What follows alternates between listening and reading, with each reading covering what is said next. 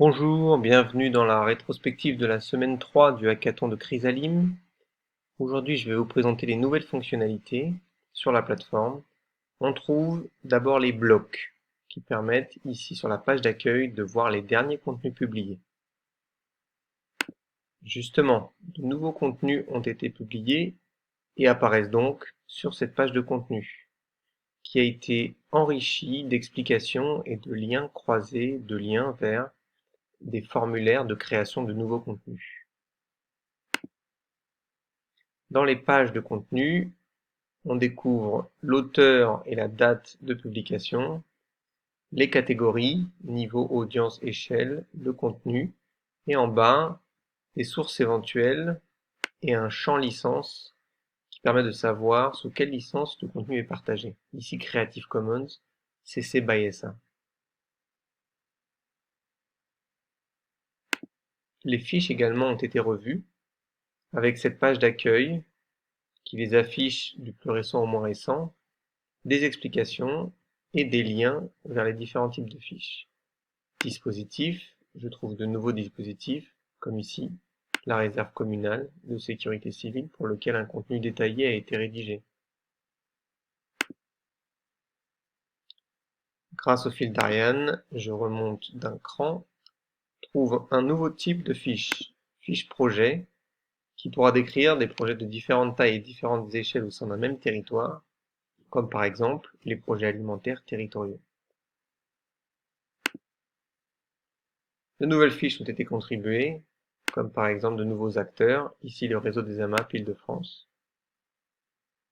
Les informations présentes, comme la source en bas, nous permettent de savoir que c'est bien le réseau lui-même qui a fourni ces informations et qui a donc validé la publication.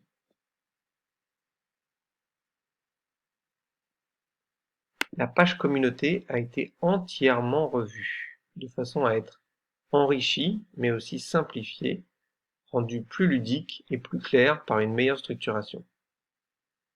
Savoir comment rejoindre la communauté, savoir comment elle fonctionne et comment contribuer au projet Chrysalim. Pour ceux qui connaissent déjà tout ça, des raccourcis ont été installés en haut pour aller plus vite dans la création de contenu ou sa modération, relecture, validation. De nouveaux objets font leur apparition. C'est le cas des chantiers contributifs, des mini-projets qui vont permettre de rendre visible le travail en cours et les chantiers dont il faut s'occuper. Il y a par exemple de nouveaux chantiers comme le design graphique ou alors la gouvernance du commun numérique, la collecte des données, le sondage aux élus, l'intégration de la bibliothèque collaborative Zotero.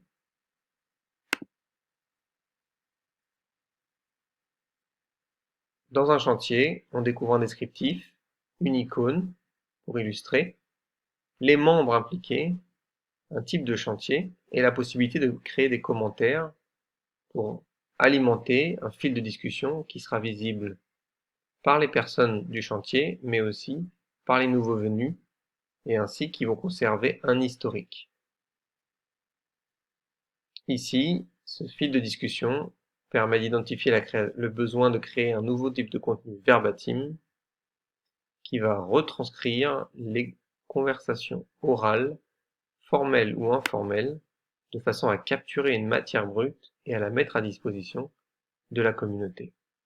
Une page, ici, va permettre de voir tous les verbatims qui sont par défaut sous une licence CC BY NC SA, c'est-à-dire sans utilisation commerciale. Effectivement, la retranscription d'une parole donnée a une valeur autre qu'un contenu rédigé par son auteur. Enfin, ici une page ticket suivi des incidents et des demandes fait son apparition, avec la possibilité de créer des tickets qui seront ou des incidents ou des évolutions, ouverts par défaut, avec des statuts, en cours, terminé, abandonné, et des priorités, critiques, majeures, mineures, de façon par exemple, pour un bug, de définir s'il est bloquant pour le fonctionnement de la plateforme.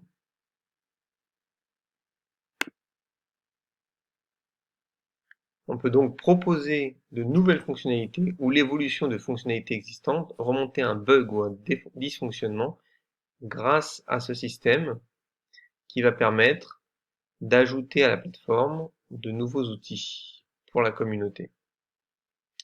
Voilà ce qui a été fait pour cette 3e semaine de hackathon. Merci.